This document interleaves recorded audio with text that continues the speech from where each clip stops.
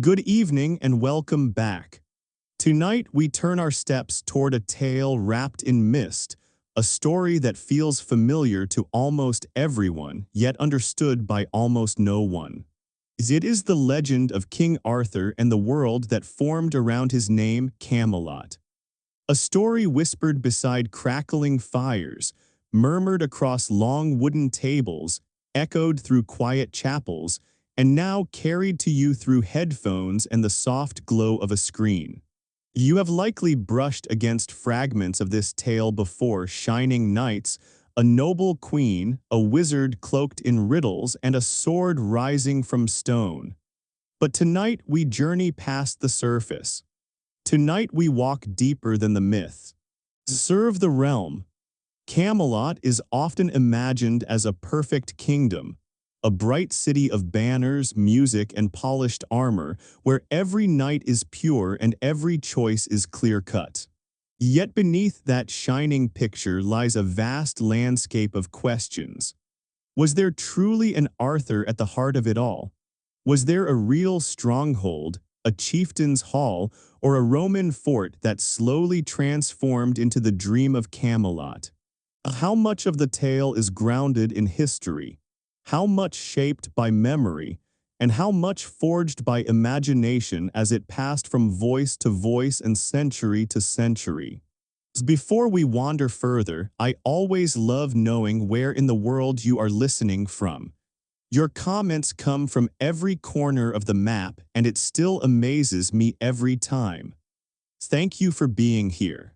If you wish, close your eyes, breathe, and let the world of Arthur begin to unfold. Picture Britain at the moment the Roman hand finally loosened its grip. For centuries, soldiers from distant provinces had guarded its walls and marched along its roads. Latin blended with the native languages.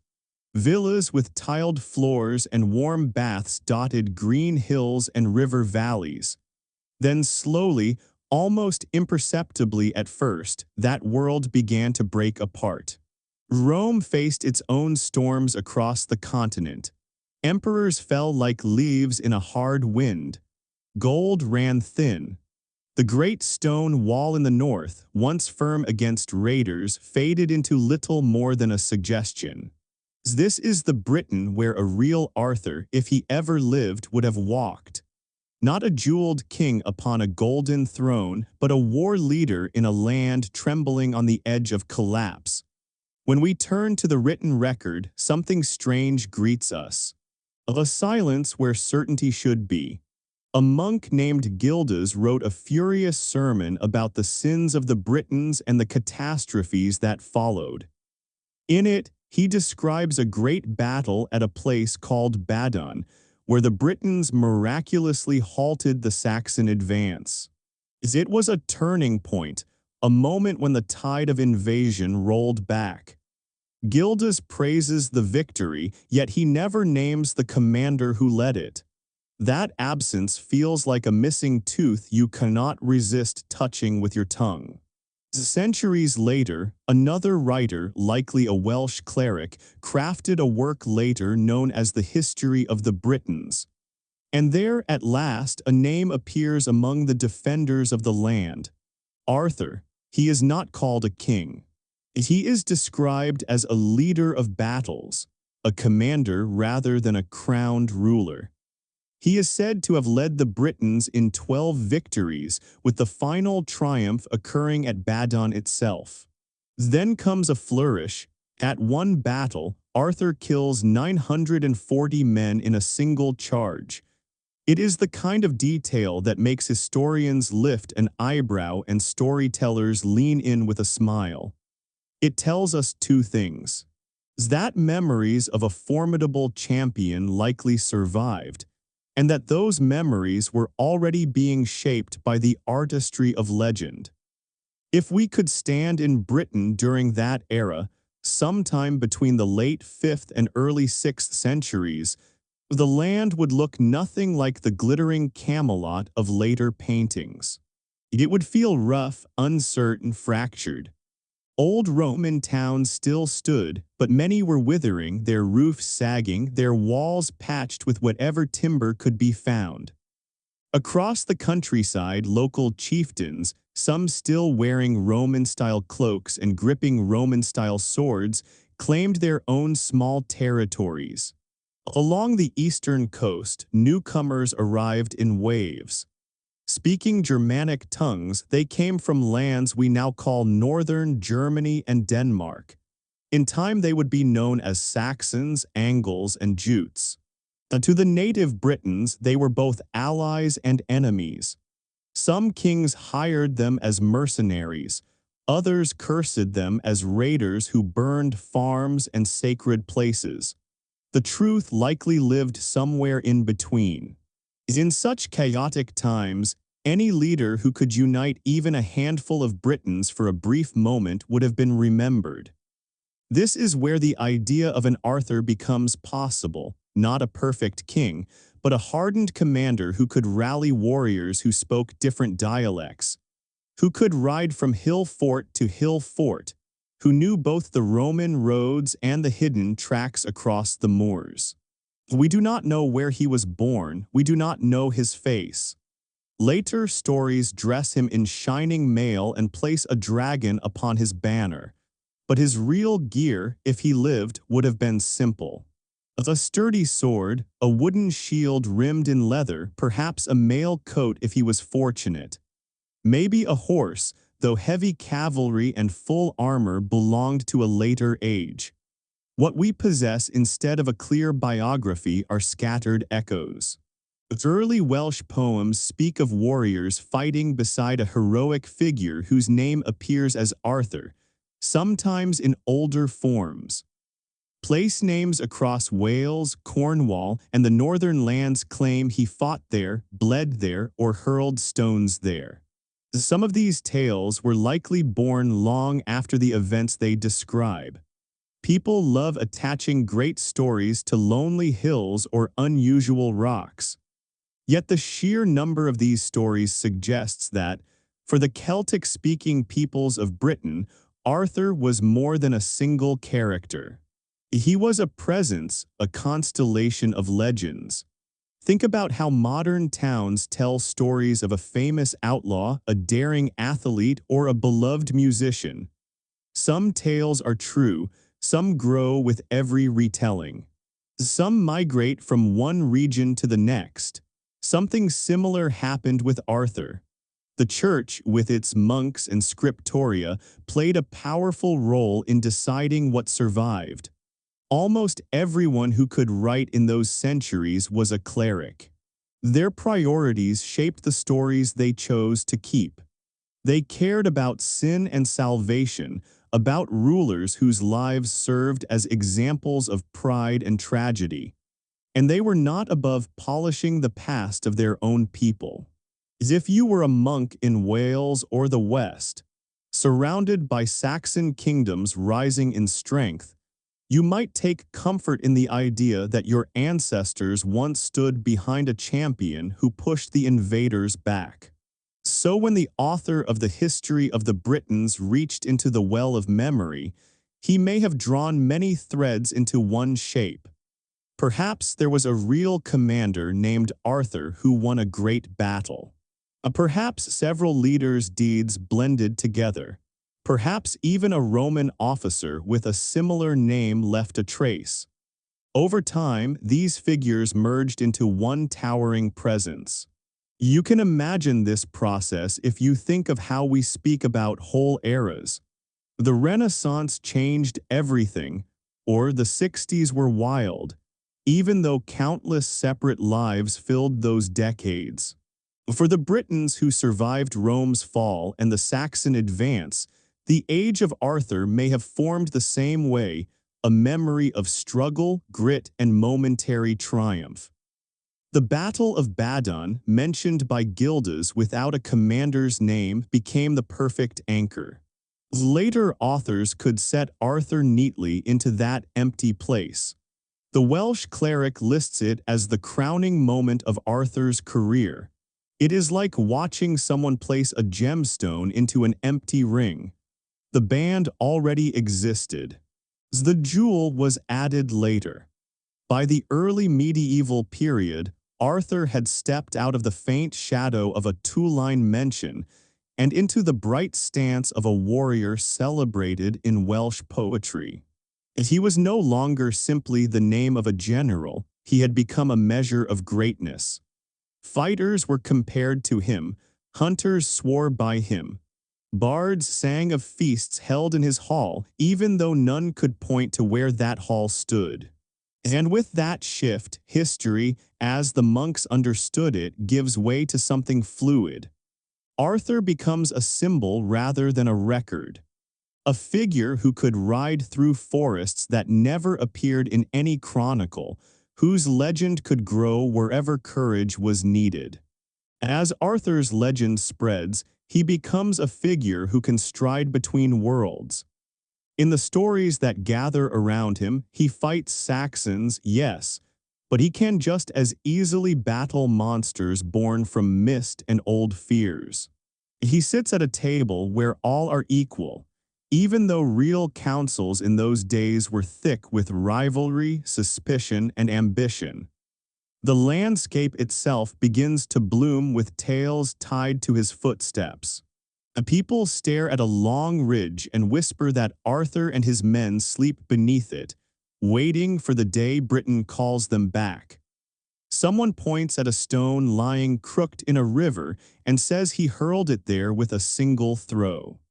Others speak of a lake where a mysterious woman rises from the water, bearing a sword that gleams like winter sunlight. Many of these tales are older than Arthur, echoes from deep Celtic myths. They speak of enchanted lakes, shape-shifting guardians, impossible feats, ancient stories that once traveled on their own, now carried forward by attaching themselves to the growing legend of Britain's greatest protector.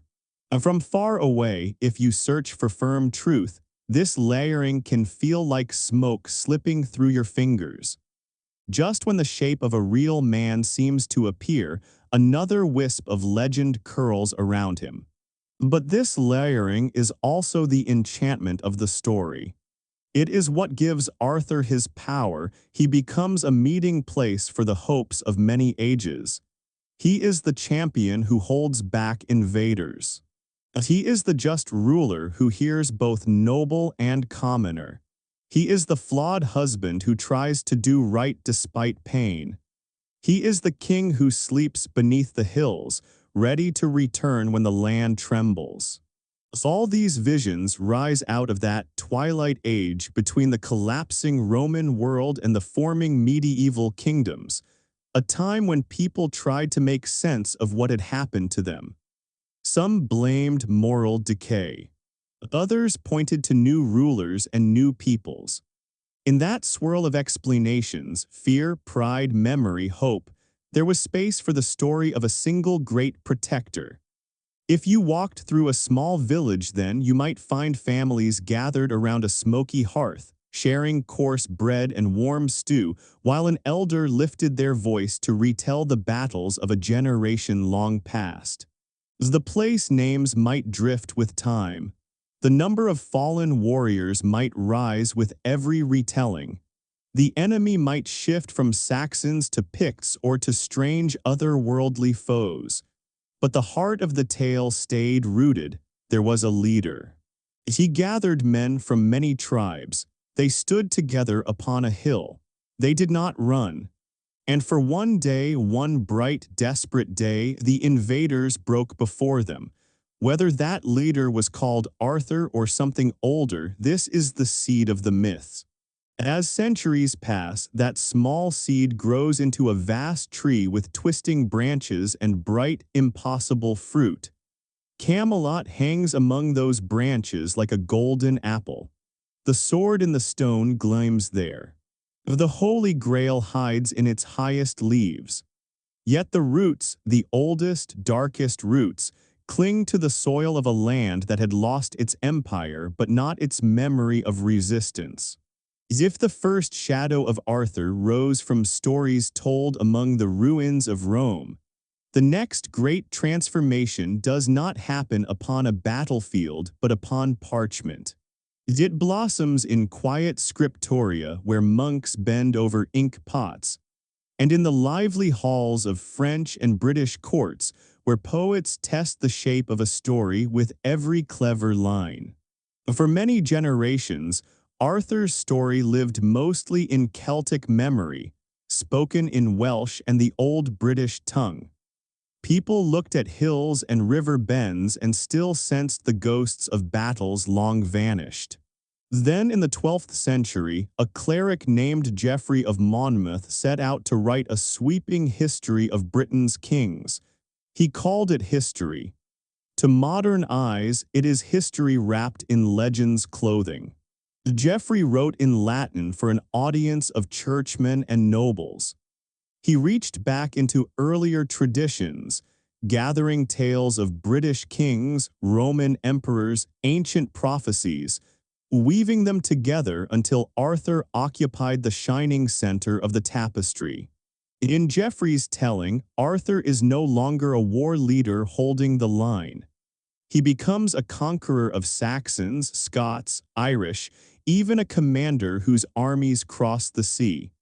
His life is threaded with the visions and riddles of Merlin. His court glitters with grandeur. Yet notice what Geoffrey does not do. He places Arthur's radiant court not in Camelot but in Caerleon, a real Roman site in Wales, filled in Geoffrey's time with impressive ruins. Its crumbling amphitheater, its weed-draped arches, felt like the remains of a forgotten golden age. It was easy to imagine Arthur's court rising there. Camelot, the name that would eventually overshadow all others, enters the story from a different path. To trace its arrival, we cross the channel in our imagination and enter the courts of French-speaking nobles who ruled much of England after the Norman conquest. Here, French, not Old English, was the language of power. And French poets began to shape the old British stories into something new, not sermons, but romances. One of the most influential of these poets was Chrétien de Troyes. Writing in the late 12th century, likely under the patronage of Marie of Champagne, he crafted elegant poems filled with love, adventure, and moral struggle. In his hands, Arthur becomes a fixed star, calm, bright, steady, while the story follows individual knights who rise and fall beneath his gaze. Gyrec rides out to win honor and returns to take his place at Arthur's table. Yvain wrestles with glory and love, trying to balance both. And Lancelot, perhaps the most famous of all, becomes the model of noble passion and painful conflict. Somewhere in Chrétien's verses, a name appears for the first time in recorded writing, Camelot. He does not pause to describe it. He simply writes the name as if everyone already knows what it means, a place of wonder, culture, and ceremony. That quiet, effortless mention suggests the idea already lived in the oral tradition, floating in the air long before it touched parchment. What is striking is how little Chrétien says about where Camelot stands. He does not tell us its hills or rivers, its distance from the sea, or the shape of its walls. His interest lies instead in the shimmering world within its halls, the tournaments, the feasts, the whispers exchanged between lovers, the chivalric ideals tested in quiet corners. For him, Camelot is a stage, a bright backdrop against which stories of honor, loyalty, and desire take shape. Around the same time, Wace of Normandy translated Geoffrey's Latin chronicle into French verse. In doing so, he added something that would become one of the most famous symbols of Arthurian lore, the Round Table. Wace tells us Arthur grew tired of endless arguments among nobles about who should sit highest. So he ordered a table made that was round, a table where no seat was above another, where every knight met as an equal. It was a stroke of symbolic genius. It smoothed away the political elbows and jealousies of the real medieval world and gave the idealized court a moral center. It suggested that, at least here, worthiness came not from birth, but from courage and honor. Now imagine that round table set in the heart of Camelot, the shimmering court creation had already placed in the imagination of Europe. The strands of story tighten and interlace. Geoffrey gives Arthur his grand kingship. Wace gives the court its perfect symbol.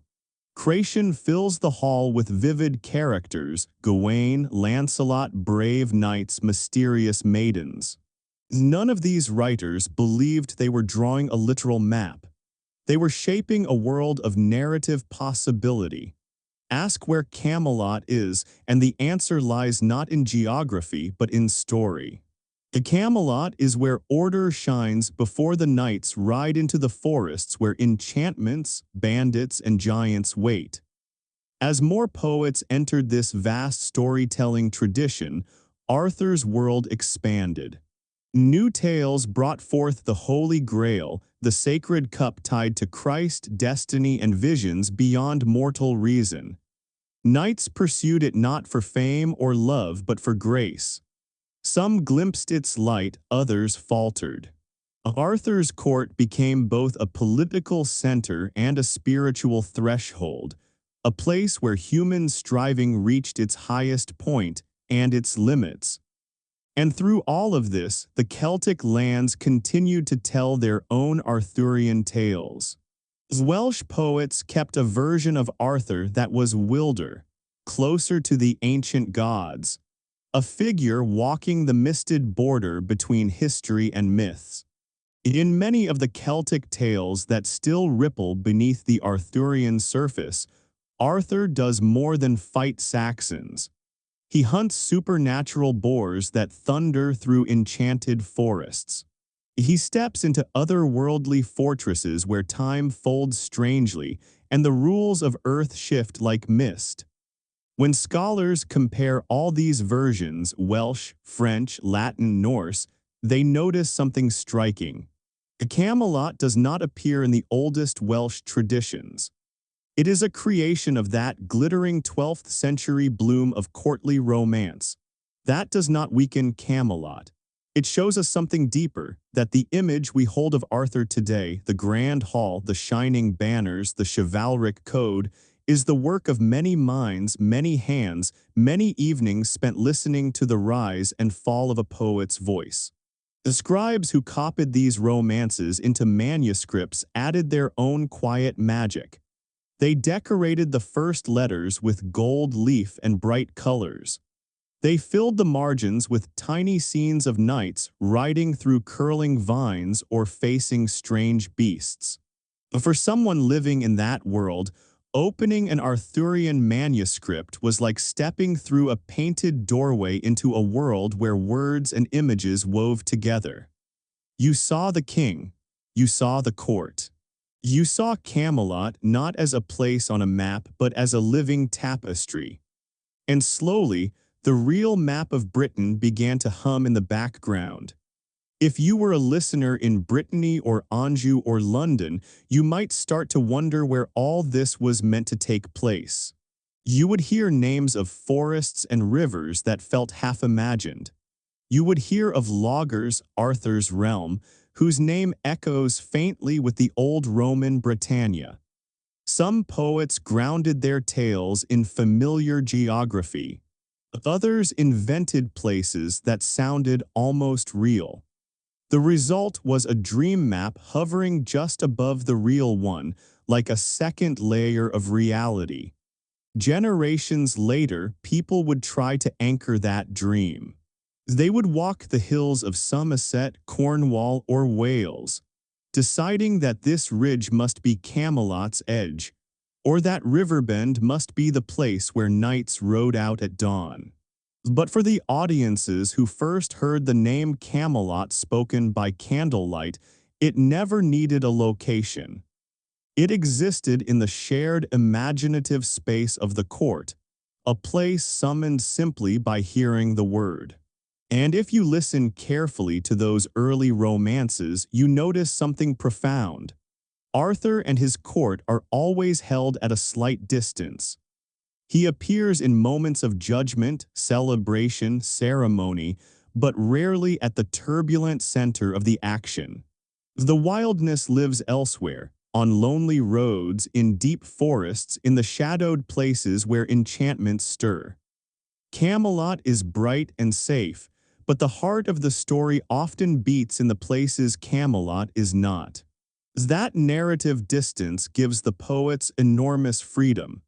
They can keep Camelot shining and serene while letting the world beyond its walls be dangerous, strange, morally tangled. And then in later stories, they can allow that perfect surface to crack. Lancelot's admiration for Guinevere grows into love, dangerous, hidden, powerful enough to shake the court's foundations.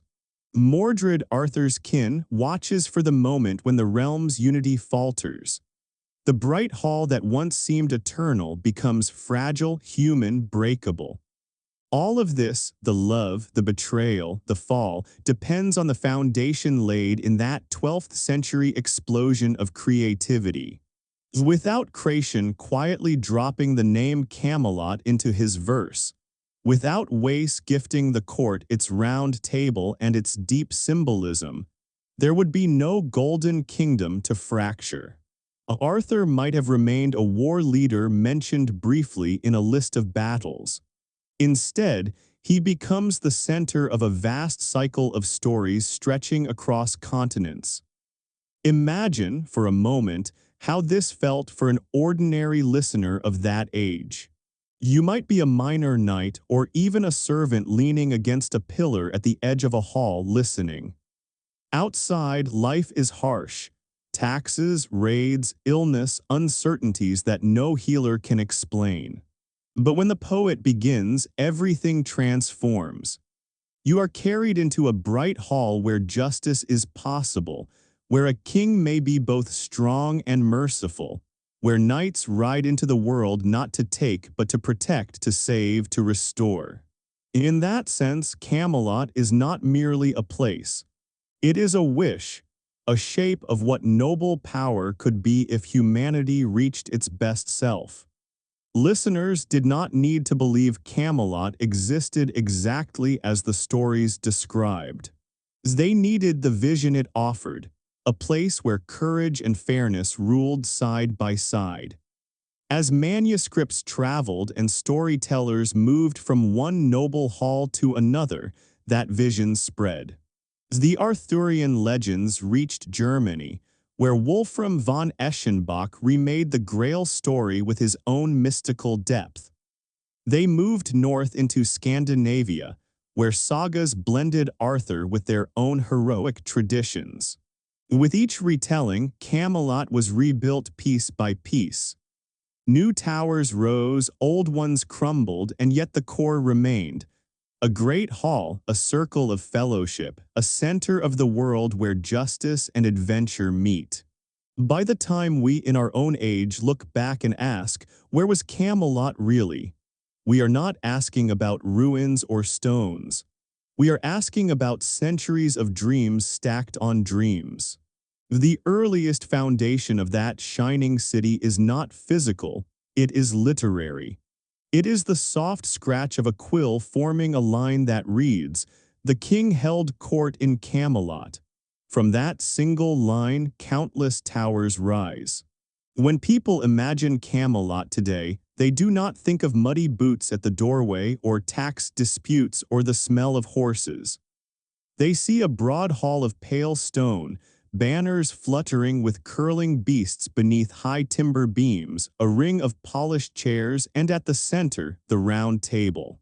In the imagination, the hall is always sunlit, always immaculate, peopled with noble faces that never show weariness.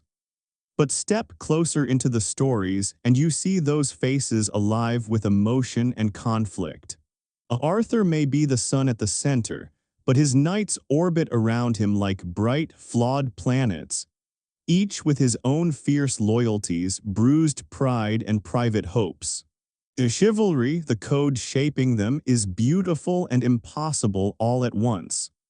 A knight must be brave in battle yet gentle in peace, fierce to foes yet tender to the weak, loyal to his king yet devoted to God, ready to shed blood for honor yet humble in spirit.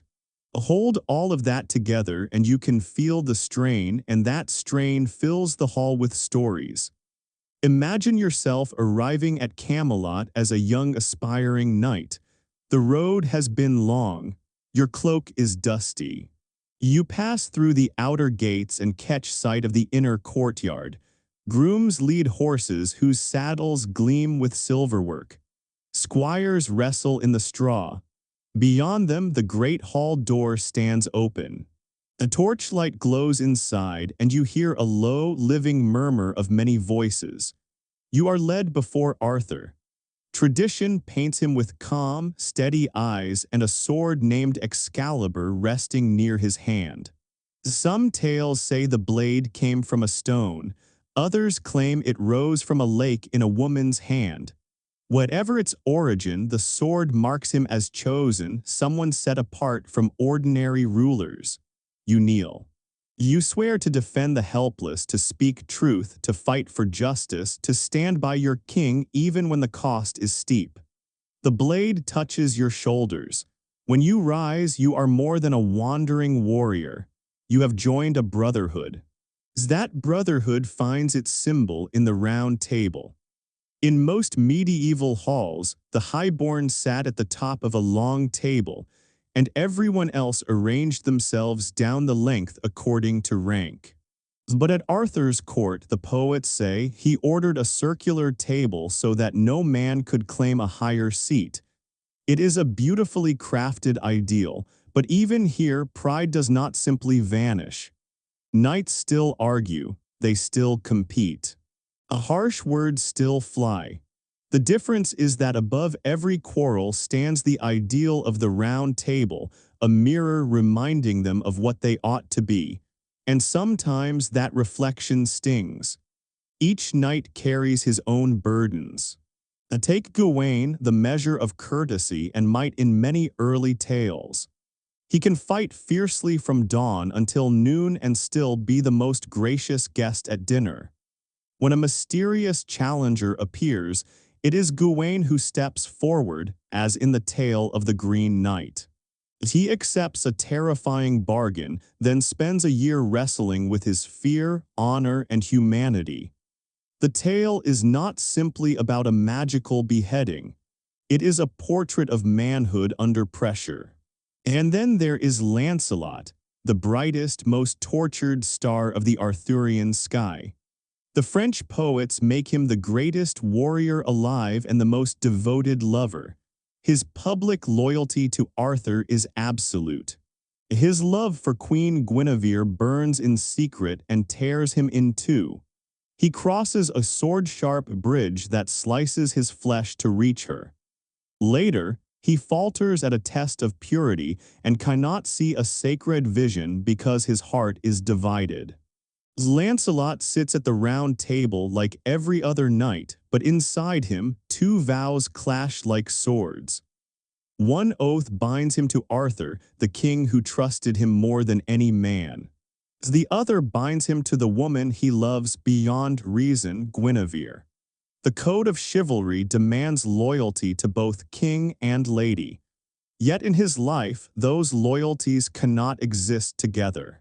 They grind against one another, carving wounds that never close. That inner war is what makes Lancelot's tale so piercingly sad. It also reveals something deeper about Camelot. Even in the most brilliant court, the human heart keeps rooms that no code, no rule, no shining ideal can tidy or tame.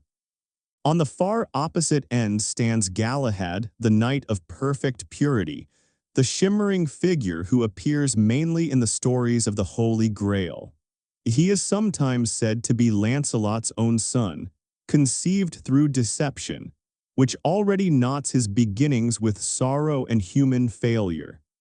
And yet Galahad grows into a being of such clarity, such spiritual fire, that ordinary life cannot hold him for long. He is the knight who achieves the Grail, who sees what no other can bear, and then passes beyond the mortal world like a flame rising from the wick. At the Round Table, Galahad seems less like a man and more like a bright shard of divinity. He shows what would happen if someone truly lived out the highest demands of the chivalric code and the Christian ideal at once. And the cost of such perfection is simple: he cannot remain. In some versions, he never returns to Camelot. The court must carry on without him, wrestling with its very human mixture of duty, desire, and doubt. Between those glowing poles, Lancelot's torn heart and Galahad's burning purity, sit the countless other knights whose stories weave the life of the court. There is Percival, the naive youth whose innocent mistakes nearly doom the Grail quest, and whose slow, painful learning becomes a parable of growth. There is Tristan, whose love for Isolde blooms from a potion's trick and then spirals into something wild and uncontrollable, echoing and darkening the forbidden passion that binds Lancelot and Guinevere. There are quieter figures as well, knights whose names fill the Round Table but whose tales are only sketched, like silhouettes standing behind brighter characters in a painted mural. Chivalry, the ideal that binds them, does not appear only in quests of wonder. It breathes through the daily movements of the court. In tournaments, knights gallop with blunted lances, their armor gleaming for the crowd as ladies and lords watch from raised stands. The colors and music of these spectacles hide the truth that most of these men have fought real battles. Their hands have known the weight of actual blood, not just the dust of mock combat. The same code that urges them to be gracious at supper also instructs them to be relentless on the field. In the stories, that double life shows itself again and again. A knight rides out to confront a bandit lord who terrorizes a valley. The fight is brutal, sweaty, uncertain.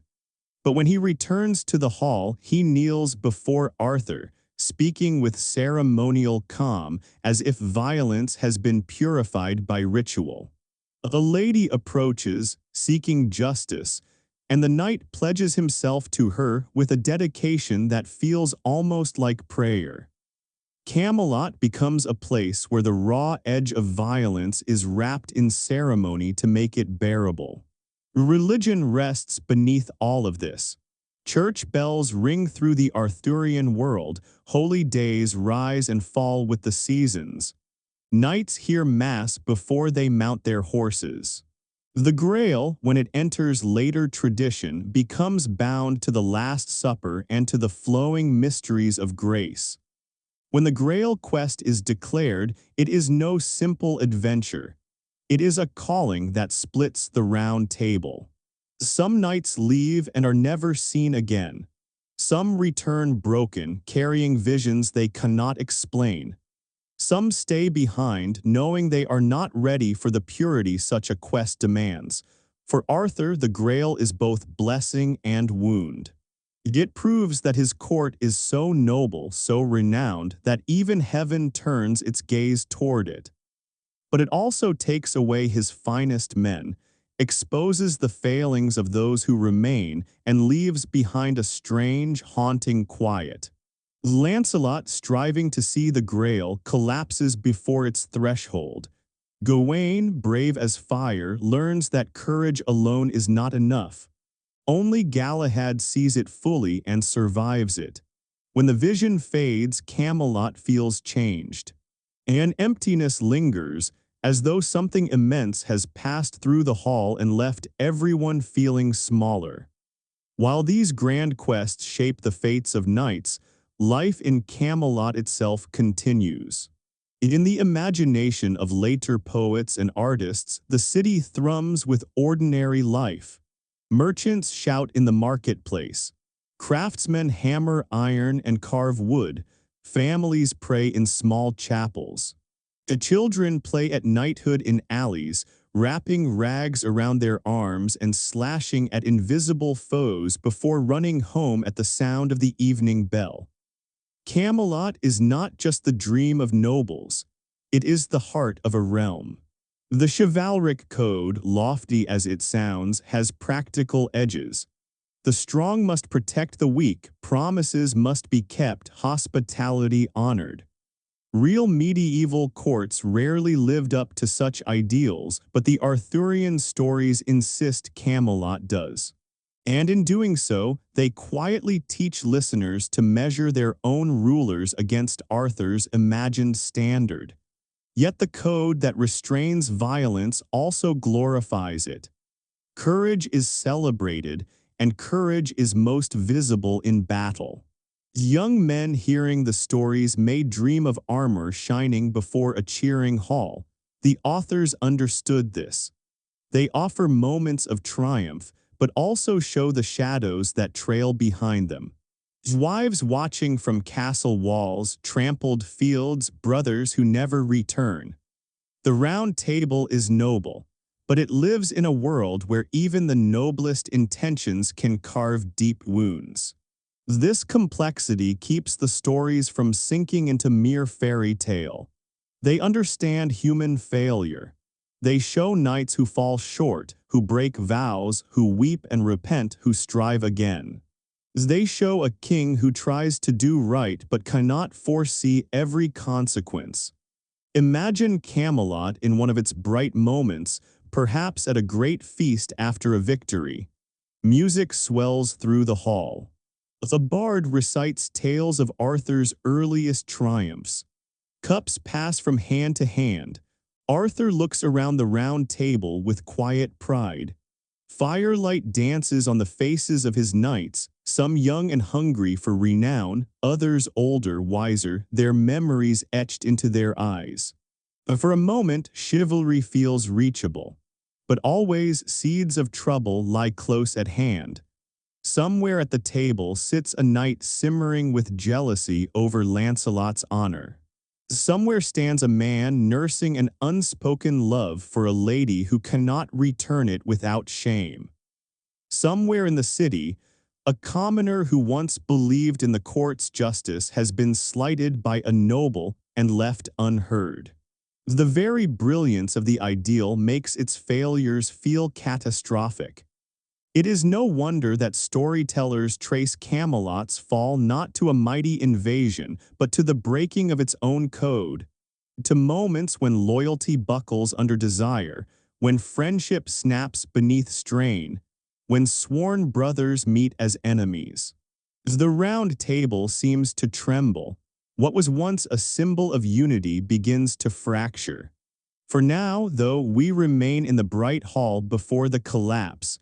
We watch as poets and chroniclers fill the seats with living characters. We see how a half-remembered war leader became the center of a universe of stories, meditations on honor, love, faith, and human frailty. We understand why audiences for centuries return to the image of a perfect circle of knights in a city that promised a better kind of rule. It was never just decoration. It was a tool for thinking through the hardest questions of what it means to be strong and good at the same time. The stories always make Camelot shine brightest just before the shadows creep in. For a long time, the Round Table is full, the banners new, the voices loud. Then, slowly at first, and then suddenly, the cracks widen. No single blow destroys Camelot. It is undone by a chain of betrayals, secret loves, simmering grudges, and choices made in sorrow and pride. All entwined around one last, terrible battle and one quiet journey to a place called Avalon. At the center of this unraveling sit the three figures who once embodied Camelot's glory: Arthur, the king who tried to rule justly; Guinevere, the queen whose presence gave the court its grace; Lancelot, the greatest knight, a name that once shone like a spell for courage. The tragedy is that the same hearts that helped lift Camelot to greatness also helped bring about its fall. The different versions tell the story in different ways, but the shape, the sorrowed outline, remains the same. Lancelot and Guinevere fall into a love that reaches far beyond admiration and courtly glances. At first, it is something delicate, a glow held quietly in their exchanged looks, in the gentleness of their voices, in the way he kneels before her chair with a reverence no other knight can match. But slowly, as the poets whisper it through the centuries, that quiet warmth becomes something deeper. Something they cannot bring into the light of the great hall, something that breathes only in secrecy. They meet unseen. They speak words no one else may hear. Their love becomes a hidden flame, and inside Camelot, a hidden flame can burn hotter than any torch. You can feel the tension their hearts create in a realm built upon open honor and clear vows. The Code of Camelot demands absolute loyalty to the king. The same code declares that a knight must serve his lady with unwavering devotion. Lancelot is trying to honor both laws at once and discovers that in his life, the two collide like armored riders in a narrow pass. The strain shows first in small shadows. He leaves feasts abruptly when songs of love are sung. He grows silent when others praise Guinevere in harmless jest. The court is not blind. There are always eyes near the edges of firelit gatherings. Some knights admire Lancelot too deeply to let suspicion stain their thoughts. Others have old grudges, men he unhorsed in tournaments, men overshadowed by his victories, men whose own glory dimmed whenever he entered a room. And among these watchers stands Mordred. Mordred is one of the most unsettling figures in all Arthurian tradition. In some tales, he is Arthur's nephew, the son of Morgause and King Lot of Orkney. In darker tellings, he is conceived when Arthur, not knowing the woman's identity, lies with his own half-sister.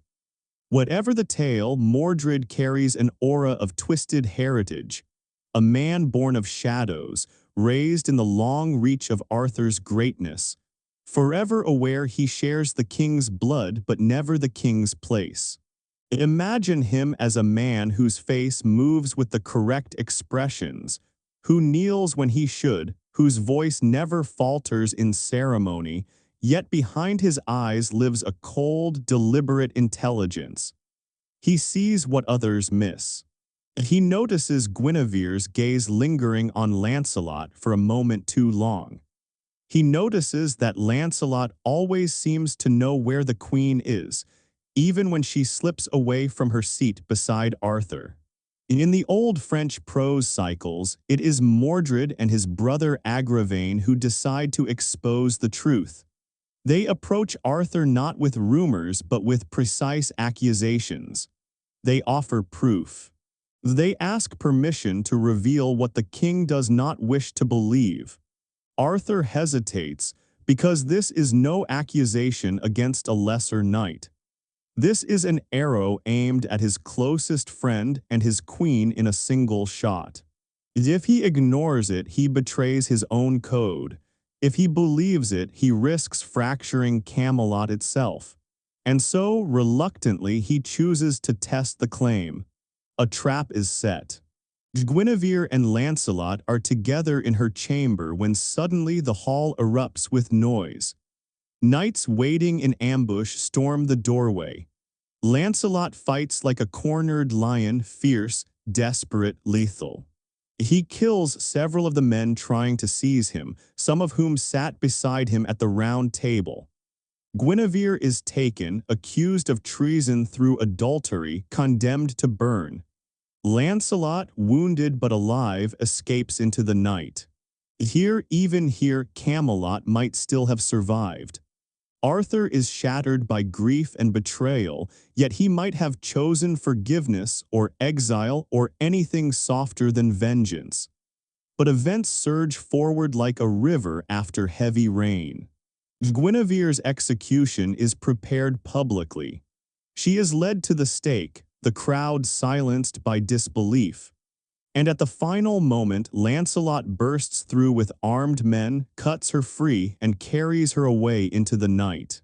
In the chaos, he kills more of his former brothers, including in some versions Gareth and Gaheris, beloved by Arthur and fiercely loved by Gawain.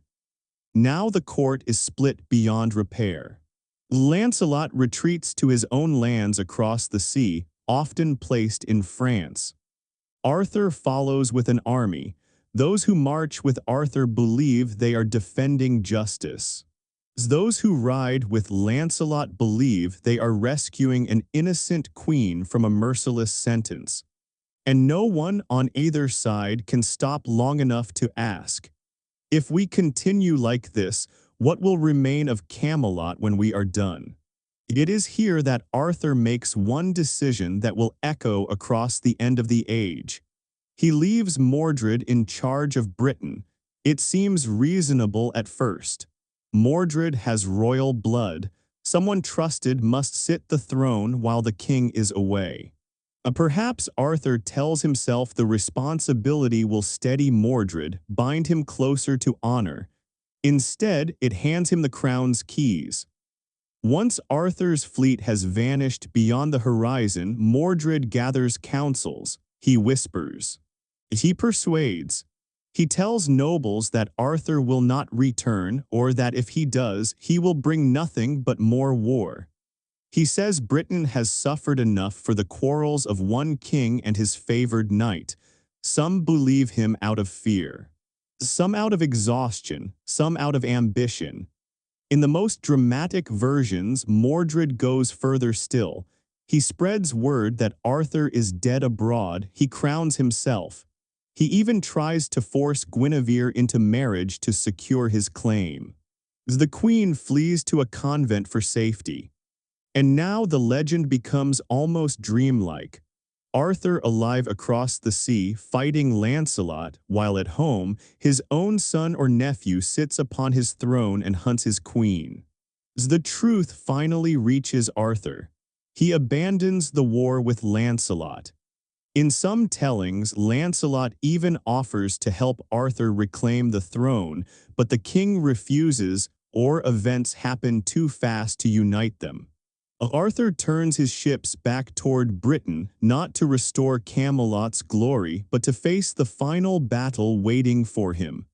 That last battle has a name whispered across centuries: Camlan. No one knows for certain where Camlan truly lies. Hills, valleys, riverbanks across Britain have been pointed to as the place. The uncertainty has become part of its myth. Camlan is less a spot on a map than a final moment in time, the last field where dreams collapse. As the armies gather, the mood is heavy as rain-soaked cloth. This is no shining tournament. This is a war between kin. Arthur, aged and burdened, stands on one side. Mordred, grown from scheming observer to open usurper, stands on the other. Between them stretch soldiers who once feasted under the same roof. Some versions say a truce is attempted. Arthur and Mordred meet between their armies with only a few attendants. The terms are harsh but possible. They circle each other with tense formality, seeking ground for peace. Finally, they agree. If no sword is drawn during the meeting, peace will hold. But fate plays its quiet trick. A soldier at the rear sees a snake slither through the grass and strike at his foot. He instinctively draws his sword to kill it. The sunlight sparks against the blade. Men on the opposite side see the glint and cry out, believing the truce broken. In an instant, fear erupts into chaos. Steel flashes, spears shatter. The field becomes a storm of shouting and blood. By day's end, nearly every knight of the Round Table who still lived is dead. When the dust settles, Mordred lies slain. Arthur lives, but only barely. Mortally wounded, he is carried away from the battlefield to a quiet place, sometimes a small chapel, sometimes a lonely field.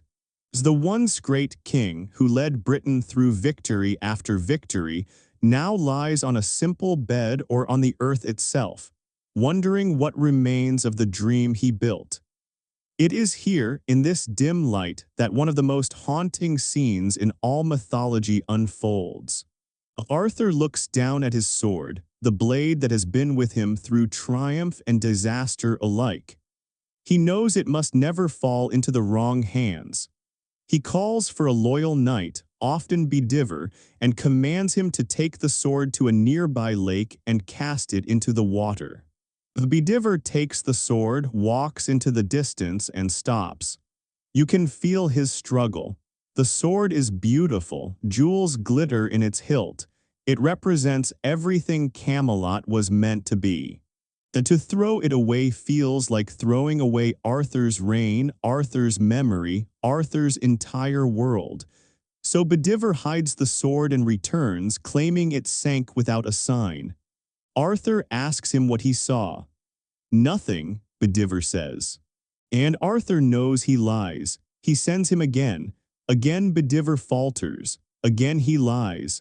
Finally, Arthur's sorrow becomes sharper than anger. Bedivere's heart breaks. On the third attempt, he lifts the sword, walks to the lake's edge, and hurls it far across the dark surface. The lake does not simply swallow the blade. The sword does not sink. Instead, a hand, slender, strong, and wrapped in shimmering fabric, rises from the depths of the lake. It catches the blade by its hilt, lifts it high, and brandishes it 3 times in a gesture both solemn and triumphant. Then the hand slips back beneath the surface, taking Excalibur with it, as if returning a borrowed wonder to the world it came from. When Bedivere returns and tells Arthur what he has seen, the king does not question him. He only closes his eyes, for he knows the realm has completed its circle. The sword has gone home. The covenant between Camelot and the otherworld has come to an end. Something ancient has been sealed. Not long after, a boat glides silently across the lake, a barge carved from dark wood, its edges glinting faintly under the dimming sky. In it stand hooded women, called queens in many tales, sometimes linked to figures like Morgan Le Fay. But here, at the end of Arthur's road, they come not as rivals or sorceresses, but as mourners, guardians, and guides. They lift the wounded king into the boat with reverent hands. Bedivere watches, powerless, as the barge begins to drift away. A light mist gathers on the surface of the lake, swallowing the vessel as if the world itself were closing a curtain around its king. Arthur is carried toward the place the stories name Avalon. Avalon, a word like a breath, a place that slips between meanings. Sometimes it is the Isle of Apples, evergreen, untouched by age, a land of healing and unbroken peace. Sometimes it is simply an island beyond the water's edge where Arthur's mortal wound can be tended. But always, always, it is a place just beyond the reach of ordinary life. In many tellings, Arthur does not die, he rests. He waits. He becomes the once and future king, sleeping in the folds of a hidden world until Britain calls for him again. Centuries pass, and that shimmering idea of Avalon drifting beyond the world meets a very real landscape in Western England.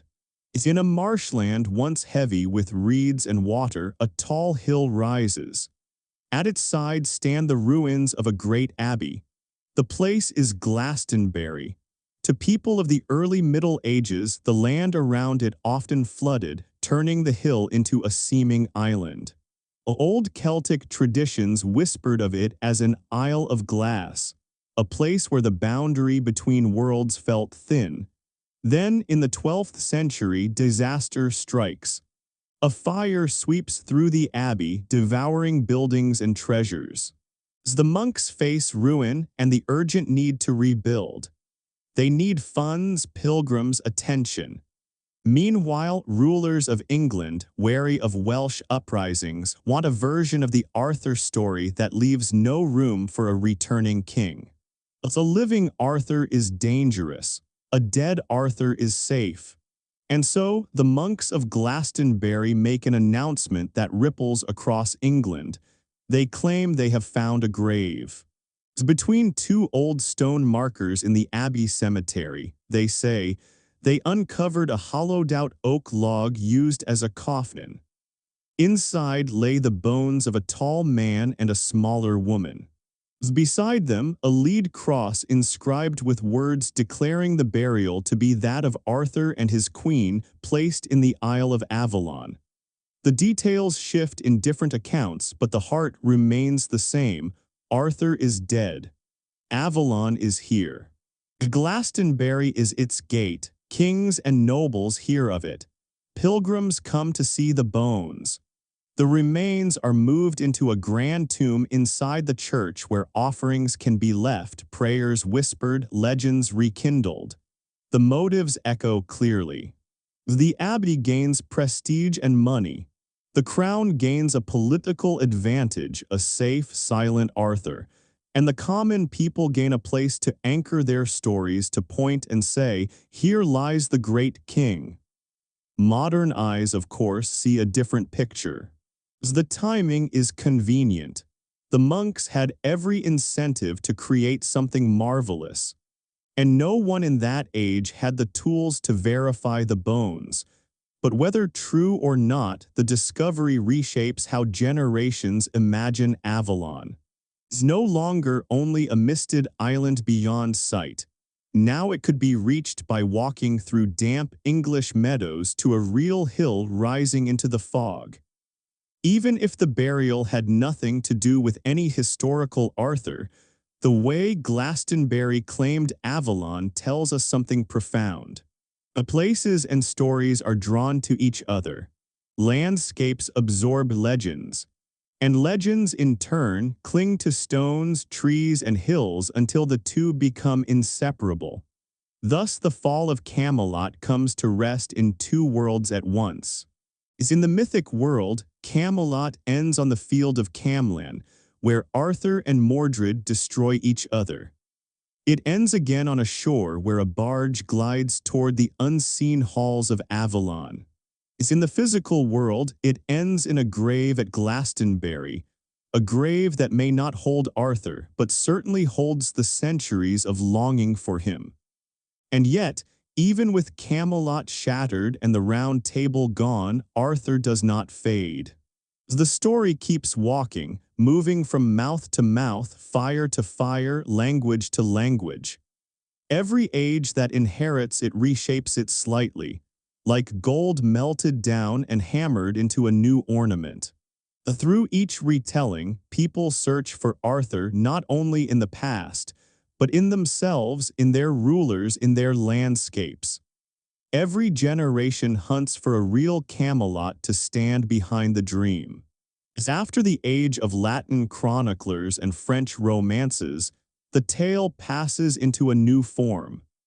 In the 15th century, a man named Thomas Malory sits in a prison cell in England and begins weaving the wandering stories together. His life was turbulent, the records accuse him of violence and theft, and yet from confinement he reaches back into the shelves of older tales. He gathers French romances, English poems, and ancient chronicles, and shapes them into a vast, unified narrative. Arthur's full life, from magical conception to his last journey to Avalon. Malory writes in English, not Latin, not French. That choice roots the legend in the language that will define England's literary future.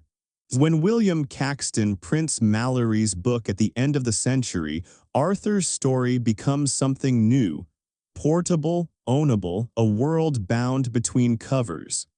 In a way, Camelot becomes anchored to the page.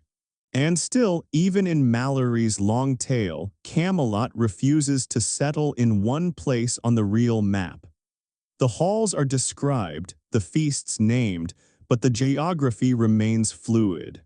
Mallory mentions towns linked to the old Roman site of Caerleon, whose amphitheater and baths had haunted imaginations for centuries. He also strengthens the connection to Winchester, where a massive wooden round table more than 5 meters across hangs on a wall, painted with the names of knights. That great table, a relic from the late Middle Ages, is not Arthur's. But because it is round, ancient, and imposing, it becomes part of the legend's architecture. People stand before it and whisper, there is the round table. It is another way myth presses its handprint onto the physical world. By the time the Tudor dynasty rises, Arthur is no longer only a hero of stories. He becomes a symbol of authority. The new rulers, eager to claim deep British roots, encourage scholars to link their bloodline to ancient kings. Arthur becomes a political ancestor. Henry VII names his first son Arthur and orchestrates the boy's birth at Winchester. The Great Round Table is repainted with Tudor colors and crowned with a Tudor rose, declaring visually and boldly that the new dynasty stands in Arthur's shadow. As though the real Prince Arthur dies young and Henry VII takes the throne, the message remains. Arthur belongs to England's identity. Camelot belongs to the country's memory. Meanwhile, the imagined Camelot, shining, lost, golden, continues to call to poets, scholars, and wanderers. In Wales and Cornwall, researchers collect fragments of ancient Welsh poems where Arthur stands wilder, more primal, closer to the world of spirits. Across Europe, scribes continue copying Grail stories and knightly adventures long after swords have rusted and old courts have turned to dust. The legend walks on. The search for Camelot in these later centuries is not yet a matter of trowels, soil samples, and carbon dating. At first, it is about inheritance, moral, cultural, symbolic. Kings claim Arthur as their ancestor. The towns claim Arthur ruled on their ground. Every valley, hill, and river seems to whisper, he was here. Only later, when the world begins thinking about the past in a more scientific way, does the hunt for a physical Camelot truly ignite. And when it does, it coincides with a great shift in imagination, the arrival of the Romantic movement in the 19th century. After the rigid clarity of the Enlightenment, artists and writers turn their eyes back toward mist, ruin, and medieval shadow. Broken abbeys, dark forests, and tragic nights become beautiful again, and no figure benefits more from this revival than Arthur. One of the era's most powerful voices is Alfred, Lord Tennyson. His Idylls of the King transforms the old stories into long, emotional poems that Victorians held beneath lamplight in quiet drawing rooms. Tennyson's Arthur is less the stern war leader of early sources and more a moral beacon, a king of almost sacred purity trying to build a court untouched by the world's decay. His Camelot glows with detail. High towers catching the sun, river waiter reflecting the shields of passing knights, silk banners stirring in slow breezes. In one of his most famous works, The Lady of Shalott, a cursed woman in a lonely tower watches life only through a mirror. When she dares to look directly at Lancelot riding toward Camelot, the curse shatters. She floats downriver toward the shining city, dead by the time she reaches its docks, an image so haunting that painters of the age could not resist recreating it again and again. The Pre-Raphaelite Brotherhood takes these visions further. Their paintings make Arthurian scenes gleam like stained glass, vivid reds, deep greens, shadowed gold. Guinevere appears dignified and sorrowful, Lancelot restless and wounded, Gawain thoughtful beneath his bright helm. Behind them all, Camelot rises in arches and shimmering stone, sometimes glimpsed only as a reflection on water. None of these painters know where Camelot truly stands, yet their canvases give the public a fixed image, a glittering medieval dream. While the poets and painters stir enchantment, another kind of seeker moves quietly through fields, the antiquarian, precursor to the archaeologist. These early explorers carry notebooks instead of spades. They walk old Roman roads, study weathered stones, and compare medieval texts to the living landscape. They know Geoffrey of Monmouth placed Arthur's court at Caerleon, so they stand inside the great Roman amphitheater there, imagining the curved walls echoing with the voices of knights and courtiers. They know Geoffrey said Arthur was conceived at Tintagel, so they climb the sea-lashed cliffs of Cornwall, standing where waves thunder against the rocks, and try to picture a royal birth in that wild place, even though the castle ruins they see are from a much later century. And then, in the county of Somerset, a different hill begins to draw quiet attention. A steep rise above a flat plain, deep, ancient ditches carved around its sides, a summit ringed by enormous earthworks. The locals call it South Cadbury. When the royal antiquary John Leland visits in the 16th century, villagers tell him with absolute confidence that this hill is Camelot, Arthur's own stronghold. Leland's tools are primitive, but his eye is sharp. He writes the claim in his notes, not as proof, but as possibility. That single line, simple, almost casual, becomes a seed waiting centuries to sprout. Interest in Arthur rises and falls like a tide across the years. Sometimes he dominates poems, speeches, and national pride. Other times he drifts to the edges of culture, waiting for someone to rediscover him. Yet even in the quiet periods, someone somewhere draws a new map placing Camelot here or there, or paints fresh towers on the horizon of imagination. By the 20th century, archaeology evolves into a precise science. Its excavations record every layer of soil, every shard of pottery, every change in the earth. And with those new methods, scholars return to Leland's note, the hill is called Camelot. Could South Cadbury hold something older beneath its grass? In the 1960s, archaeologist Leslie Alcock leads a prolonged excavation there. Trenches cut through the massive ramparts. Workers sift through layers of time. The findings are remarkable. The hill shows signs of occupation across many ages, from the Iron Age to the Roman period. But most thrilling of all, evidence of major rebuilding in the 5th and 6th centuries, precisely the era in which a historical Arthur, if he ever lived, would have led his battles. The ramparts had been refortified with stone. Inside the defenses lay the outline of a large timber hall big enough for a lord's great gatherings. Imported pottery revealed long-distance trade. This was no simple farmstead. It was a high-status stronghold with influence and wealth. Standing on the summit even now, it is easy to imagine a great hall rising above the land. A thatched roof glowing with firelight, the smell of roasted meat drifting into the cold harp music weaving through the smoke. From the top of the hill, the Somerset levels stretch outward like a quiet sea, and on a clear day Glastonbury Tor stands on the horizon. When the excavation results reach the newspapers, the world reacts with excitement. Headlines shout that Camelot has been found. Photographs show muddy boots labeled trenches, pottery lifted from its long burial. Even the famed archaeologist Mortimer Wheeler expresses cautious hope.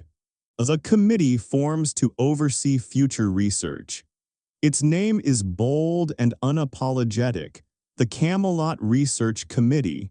Professionally, scholars remain careful. South Cadbury cannot be proven to be Camelot, but it fits the right era. It fits the right scale. It matches the profile of a stronghold suitable for a leader resisting Saxon advances. For the public, though, possibility is enough. Visitors climb the hill, walking the same paths where ancient footsteps once fell. They stand in the wind and imagine the clash of hooves, the shout of warriors, the glow of a long-vanished hall. Guidebooks adopt the name Camelot. Leland's 16th-century note, once just a rumor, feels newly alive. Legend and archaeology have not become one, but for a moment they walk side by side. Other places claim their share too. Caerleon continues to market its Roman ruins as a potential Camelot. The Tintagel attracts crowds longing to stand where Geoffrey imagined Arthur's conception. Excavations there reveal high-status medieval buildings and imported pottery, again hinting at elite life in the right time period, even if the stones belong to later centuries. And Glastonbury, with its broken abbey arches, its mystical reputation, and its ancient claim of Arthur's grave, remains a place where myth and stone still touch. Some visitors come for legend, some for faith, and some simply to feel the strange hush that lingers around a place where stories have lived for so long. In all these landscapes, the search continues, not just for a place named Camelot, but for the heartbeat of a story that refuses to die. Across every hunt for Camelot, whether it is a monk digging in a cemetery, a Victorian poet dreaming beside lamplight, or a modern researcher examining satellite scans, the same pattern repeats. The Camelot is never a single place. It is a question, and each age answers that question in a way that reflects its own hopes, anxieties, and imagination. For the Tudor kings, Camelot was a noble court whose radiance could shine backward through time and sanctify their own rule. For the Victorians, it became a grand stage for dramas of purity, temptation, and moral collapse. For 20th-century archaeologists, it transformed into a puzzle to be solved with trowels, sieves, and meticulous grids drawn in chalked string. Behind all of these shifting images, Arthur hovers. Sometimes a real warlord, sometimes a moral ideal, sometimes a convenient emblem. The hunt for Camelot is in many ways the hunt for a moment where all three of these Arthurs overlap, a real hill fort in the right century, wrapped in stories that give it mythic weight, and framed by a modern culture eager for a heroic past to anchor itself to. As if you watch this long dance between legend and landscape, you start to see something clearly. Even if someone dug up a stone tomorrow that proclaimed, "Arthur ruled here," the myth would not settle. It would simply grow a new branch. Because the search itself has become part of the legend. People are no longer only retelling what might have happened in the distant past. They are also retelling how monks unearthed suspicious bones, how poets reshaped courtly tales, how archaeologists opened trenches, how tourists posed for photographs against sunset skies. The Camelot in your own imagination probably carries traces of all these layers. A little of Mallory's rich English rhythms, a little of Tennyson's gleaming river, a little of Cadbury Hill's silhouette against a gray Somerset sky, a little of Glastonbury's ruined arches sinking into grass. It is both a place and a mirage, a city that seems to hover just above the ground, always visible, never quite reachable. In the stories, Camelot fades early, slipping into mist with a wounded king borne toward an island that hovers at the edge of waking. But for a long time afterward, it seems as though the city exists only in manuscripts and dreams. And yet the hunt never stopped. It simply changed shape. The knights now carry trowels and high-resolution imaging devices. The wizards are researchers who stare at satellite surveys and topographic data. The enchantments are readings of soil chemistry and ancient fire pits. This modern search lives in a strange tension. On one side, there is cold data. Layers of earth, charred beams dated to a specific decade, pottery shards showing trade routes, magnetic lines revealing buried walls. On the other side, there is a story more than 1,000 years old. Shining halls, enchanted swords, queens in embroidered silk, and knights who vanish into forests of peril.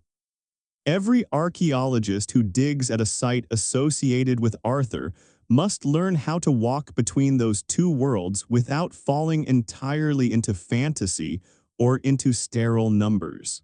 The Tintagel is a perfect example.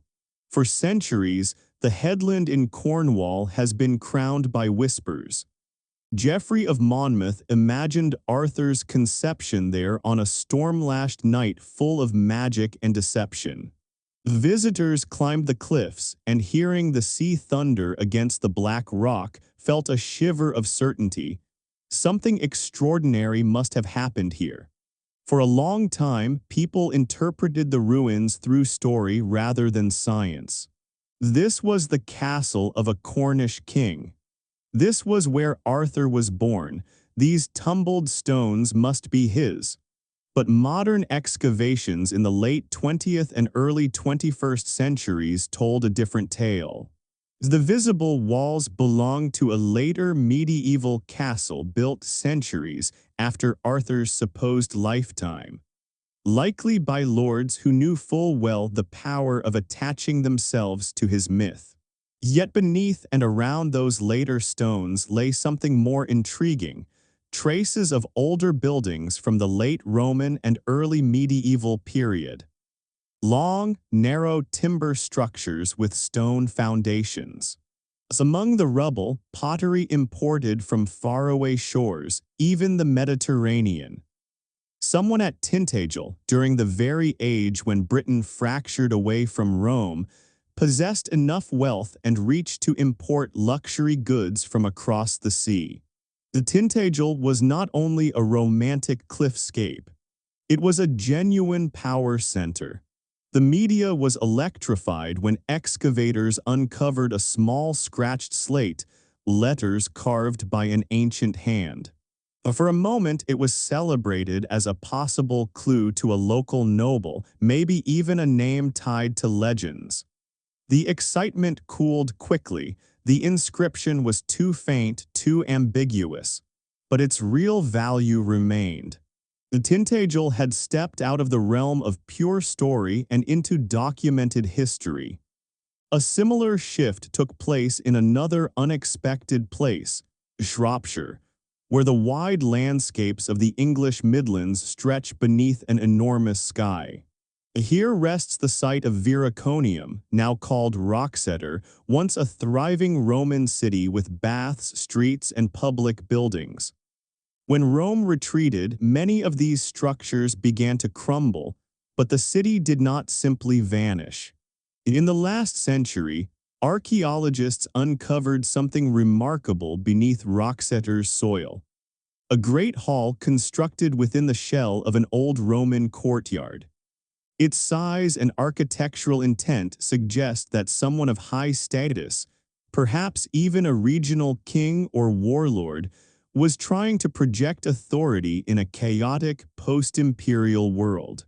It is not Arthur. It does not proclaim itself Camelot. Yet it proves something important. The age we place Arthur in was not a wasteland of mud and scattered huts. There were still places where leaders gathered, where courts were held, where feasts echoed with music, places capable of inspiring legend. When you place Roxeter beside South Cadbury, Glastonbury, Caerleon, and Tintagel, a pattern emerges. The post-Roman Britain was a landscape dotted with significant centers, some on ancient hilltops, some built inside ghostly Roman frameworks, some overlooking wild seas. Any of them could be connected to threads of the Arthurian web. None can claim certainty. Modern technology deepens the mystery instead of solving it. Today, researchers can peer beneath the soil without lifting a single mound of dirt. Ground-penetrating radar maps hidden walls. Magnetometers trace ancient fire pits and ditches. Aerial and satellite photography reveals crop marks where buried structures alter the growth of plants. Some surveys show astonishing results, faint glowing shapes beneath fields, the shadow of forgotten halls. As others offer only subtle hints, a straight line where nature should curve, a faint geometric ghost beneath the grass. Each hint calls to the imagination. Each whisper of a buried wall could belong to a Roman fort, a medieval farm, a church, or, for those who dream, a hall where bards once sang of a king. Then there is Bodmin Moor in Cornwall, where a massive rectangular monument of stones rises from bog and heather. For generations, locals called it King Arthur's Hall. Mist coils around it. Sheep move through its shadow. At sunset, it looks almost supernatural. Many assumed it was medieval, perhaps a court or ritual space linked to the legends. But modern study and radiocarbon dating of the surrounding peat revealed a revelation.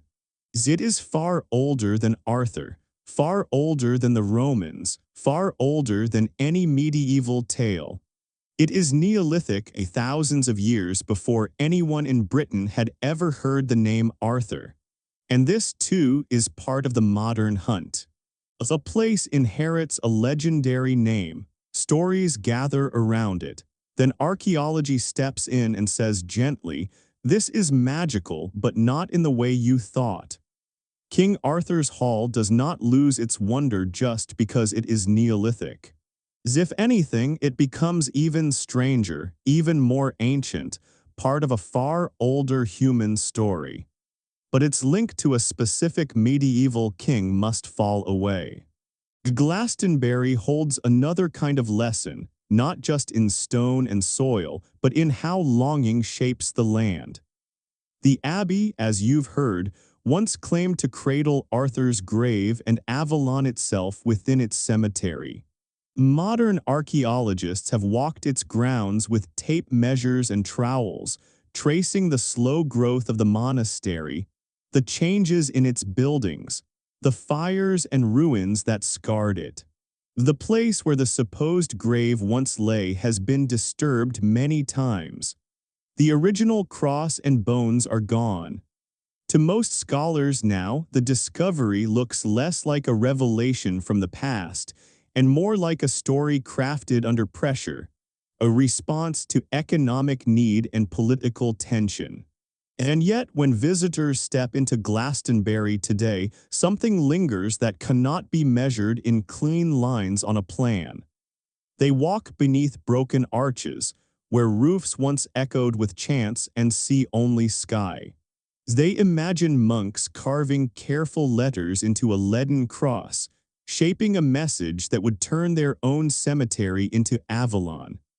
They climb the green slope of the Tor and look out across the levels, once wetter, more lake-like, half water and half land, and in that view they can almost see the outline of an otherworldly island. Avalon could have risen from a site like that, a hill in the flood, a shape that feels both here and not here. The modern hunt for Camelot has to carry this quiet feeling alongside the data. Science does not sit comfortably with legend. It prefers layers, dates, measurable things, but legends have their own kind of gravity. They attract questions. Why did this hill gather so many stories? Did something striking stand here in the early Middle Ages, a tower, a glimmering church, a powerful lord's hall? Did the place sit at a crossroads of trade or on a ridge that commanded many valleys? When archaeologists decide where to dig, they do not close the old books. They open them. They listen to the tales not as literal truth, but as clues to where memory has chosen to cling. A story circling a place for 1,000 years is itself a kind of evidence, of awe, of fear, of attention. Another thread feeds into this modern picture. The way Earth's own archives, ice, mud, wood, have changed our understanding of Arthur's supposed age. Ice cores from Greenland, sediments from European lakes, and rings in ancient oaks all tell the same troubled story. The middle of the 6th century was hard. Somewhere a great volcanic event dimmed the sun, temperatures dropped. Accounts from the time speak of poor harvests, of years when summer felt more like a pale, unfinished spring. Imagine Britain then. A land already shaken by the fall of Rome, its politics fractured, its people facing newcomers from across the sea, now pressed further by strange weather, thin harvests, and fear. In that setting, the idea of a war leader who manages, even briefly, to hold things together takes on a new shape. He is no longer just the man who beats Saxons in battle. He becomes a figure of fragile order, a symbol that for a moment, against famine and invasion and chaos, someone held the line. Camelot, in that light, is not only a beautiful hall. It is a memory of a short, bright interval when people believed they were safe and united before the darkness returned. Genetics and the study of ancient bones add yet another lens. By examining skeletons from early medieval cemeteries across Britain, scientists see patterns of ancestry, mixture, movement.